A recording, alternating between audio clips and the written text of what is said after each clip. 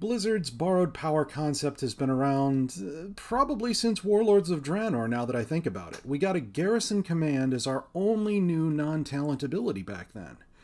It was pretty obvious we wouldn't keep that in future expansions, but it wasn't yet clear that borrowed power would become the norm until the end of Legion made borrowed power feel more standard. We got one active ability with our artifact weapons, a bunch of passives, but we didn't get to keep those. Then we got Azerite armor in Battle for Azeroth with plenty of passives, and then one active from our Heart of Azeroth amulet, which, again, we couldn't keep. And now Covenant abilities are on our spell bars with plenty of passives from conduits, and we know we don't get to keep those because those Covenants probably have better things to do than follow us to wherever we're going after Shadowlands. Borrowed power is a real annoyance to players. There's a few reasons for this. First of all, borrowed power has a tendency to paper over underlying issues with class design. There's plenty of class design issues, and there have been for years. This very channel is loaded with calls to return Denounce and Holy Radiance since Legion, and before that it was loaded with calls to return Consecration to Holy Paladins since Mists of Pandaria. And borrowed power has a tendency to cover those issues up instead of addressing them directly. Instead of giving Holy Paladins a group heal with no cooldown like Holy Radiance, we get an artifact ability or an optimal Covenant ability that helps with group healing, and the dev team acts like everything's fine. And that's just one example. Honestly, Blizzard should make it their priority to first get a base design for each spec that's fun to play and good. I mean, each spec's design can have their strengths and weaknesses as long as they're functional and fun to play. And then, once that solid foundation is established, other things like anima powers or conduits can make the good things better rather than covering over the fundamental problems of the classes and specs. Anyhow, secondly, the emotional impact of borrowed power. Emotional impact is something that every piece of software that calls itself a game needs to take into account in one way or another. And sometimes Blizzard does a good job with this. The first time I saw Stormsong Valley during Battle for Azeroth's launch, there was a place at the top of a hill where I could see the whole zone spread out in front of me. It was an amazing view, and the NPC I was following on the intro quest commented on it. It was a really well done moment. And then there's the quest in Suramar, where you're bringing that little girl back to her mother. That was another excellently done thing. I mean, Suramar was altogether one of the best zones and experiences that Blizzard ever created, and they need to relearn a lot of lessons from it. But sadly, Blizzard's skill with emotional impact does not extend to how they design their classes. When a new expansion comes out, it doesn't just mean that we're getting new good things like it did during the Burning Crusade, Wrath, and Cataclysm. It means we need to say goodbye to whatever fixes and perks our borrowed power gave us in the expansion that's ending. It means that we get to be able to do less this year than we could last year, which is the exact polar opposite of progress and development. The emotional impact of this regression and decline is not good. And when you compound this with the first reason that borrowed power is a problem for players, it gets even worse. It means our classes and specs all too often go straight from functional to broken. Right at the beginning of the expansion, no less. Third, system complexity. The fact that our class's power is all too often tied into systems that define expansions mean that the developers make the misguided decision to add depth to those systems to try to make the expansion as exciting and rich as possible. But that has the effect of making the borrowed power complex. Too complex for its own good. All too often, this complexity has the effect of making the system work against itself, making it work against the player, or even against the system's fundamental purpose. Like with Covenant abilities in Shadowlands, all too often there is a single right choice for which Covenant will get you the best ability for your spec. The perfect example is my own main spec, Holy Paladins. Divine Toll is the clear winner here. It gives me 5 holy power instantly, functions as a group heal on a cooldown, and let me tell you, since they refused to unprune Holy Radiance, I am hurting in the group healing department, which illustrates a lot of the other points I've made about problems with class design and borrowed power. Hint, hint.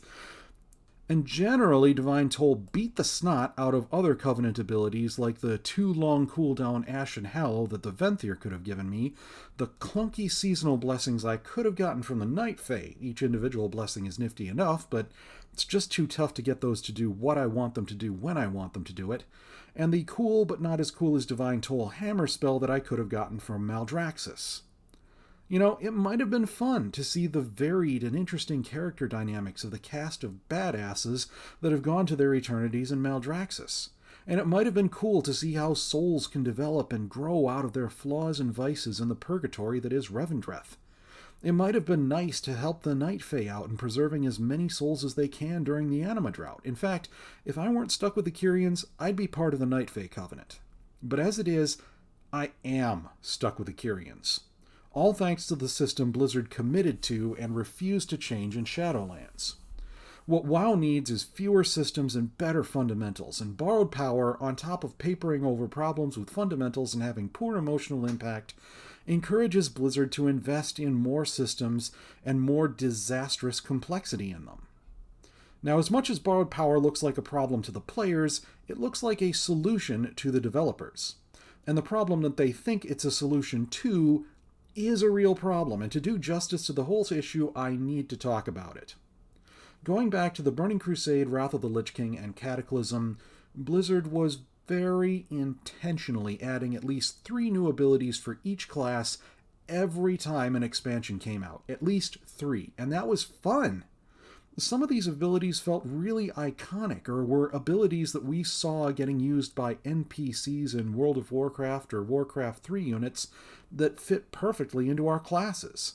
Like, Circle of Healing was an enemy healer spell in Blackwing Lair, and that was given to Holy Priests in the Burning Crusade.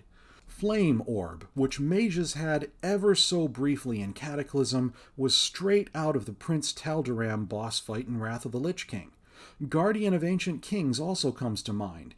It let Paladins summon an angel to help them, a spell straight out of Warcraft 3, and Cataclysm was where Paladins got it.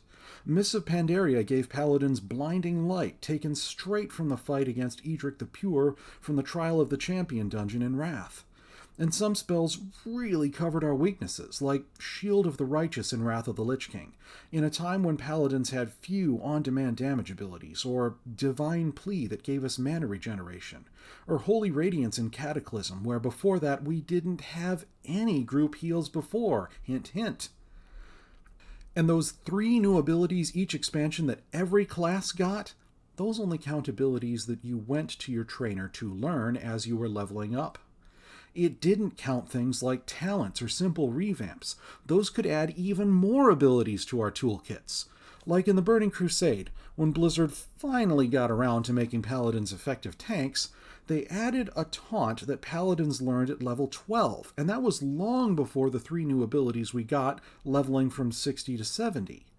Or, in the middle of Wrath of the Lich King, Blizzard rethought taunting and gave Paladins a single target range taunt in Hand of Reckoning. Again, that didn't count the 3 new spells that we got leveling up in Northrend during Wrath. Or, for that matter, the Denounce spell from Mists of Pandaria.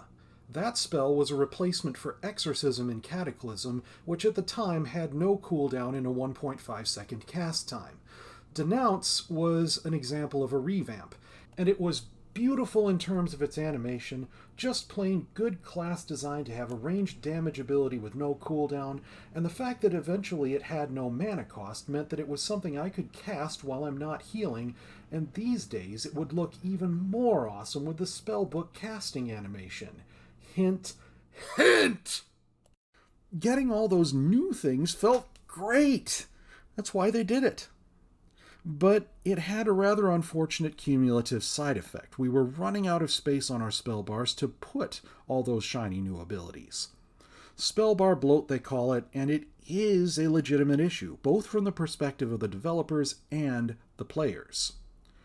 Blizzard had several different solutions for Spellbar Bloat over the years. In Wrath of the Lich King and Cataclysm, they started merging some abilities together to make some room. In Mists, they changed fundamental class and spec design so that some specs could train certain abilities and others couldn't, taking a lot of abilities away that, at least as far as I'm concerned, were sorely missed. In Warlords and Legion, they out and out pruned a bunch of abilities. Nowadays, it's borrowed power that lets them add abilities without really adding abilities. But borrowed power is not the optimal solution here. As good a job as it does at avoiding Spellbar Bloat, its problems outweigh those benefits. It lacks the emotional impact we got from just plain getting new abilities. It introduces complexity that, in the end, is dangerous to the fun factor. It papers over fundamental class design issues instead of directly addressing and solving them. I believe there's a better solution. One that lets Blizzard add new stuff without the issues of Spellbar Bloat. A solution that provides real, permanent repairs to class design issues rather than papering them over.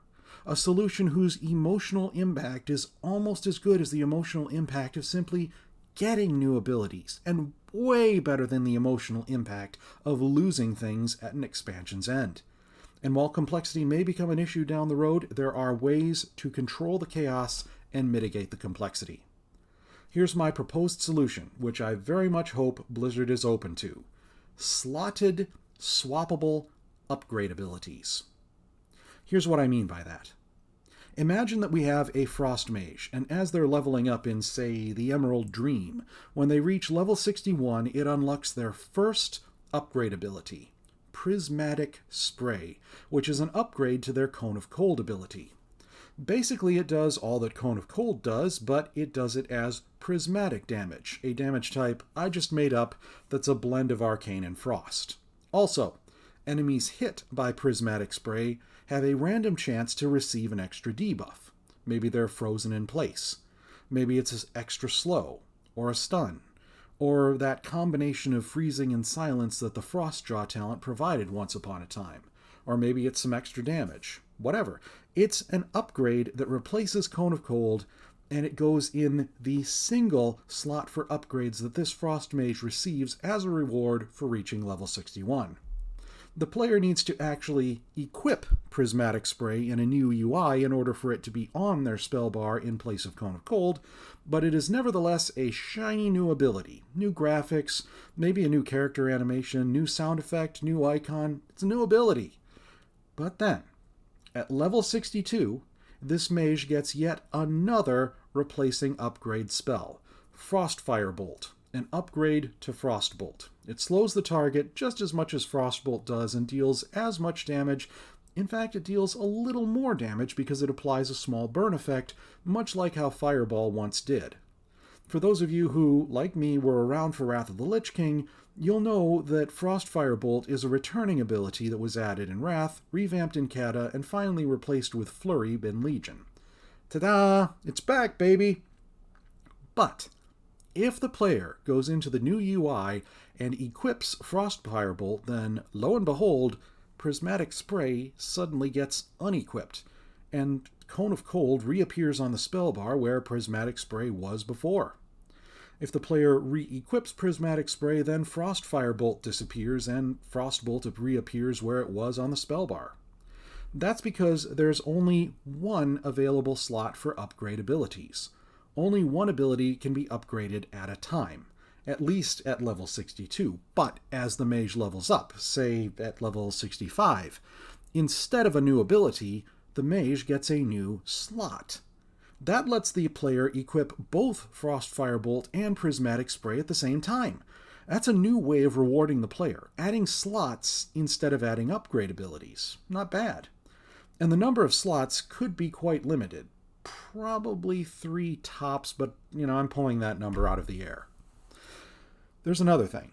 The same ability could easily have more than one way to upgrade it. Like, there's a spell that quite a few caster enemies used in vanilla called Frostbolt Volley. It did what you'd expect and hit multiple targets with a Frostbolt. Imagine if Cone of Cold could be upgraded to Frostbolt Volley. It deals plenty more damage, hits enemies in front of you with a Frostbolt, looks terrific, feels great, it's got terrific range, instant gimme 2 charges of Frost Fingers button, but it has a cast time. But here's the thing. The player can either equip Frostbolt Volley, or they can equip Prismatic Spray, but not both at the same time. even if there's 2 upgrade slots available. Again, this system has limitations on how complex it can get simply because of how much mutual exclusivity is baked into it. And yes, this is a lot like the skill runes in Diablo 3, not that I've actually played that game, but I see how they work. Now, just going by what I've talked about here, 3 new abilities got added for the mage. 3. Each has their own graphics, sound, impact on the overall kit, look and feel, and nuance.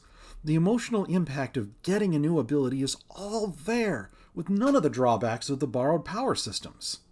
Another thing, the lines of developer thinking that are needed to add new upgrade abilities like these are deep dives into what a given spec currently lacks, what its strengths and weaknesses are, what problems the spec currently has, and how each of those can be addressed, bolstered, made more awesome than it already is, or fixed.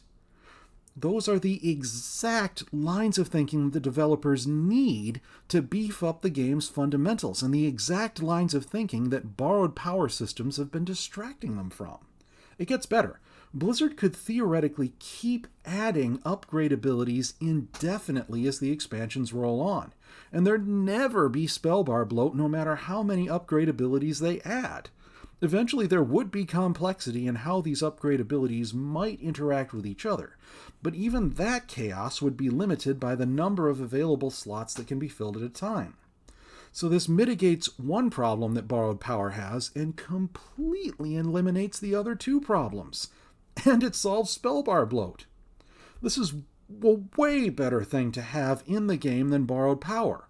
And I am not the only player who thinks so. And I am so hoping that Blizzard considers putting this in the game in the next expansion.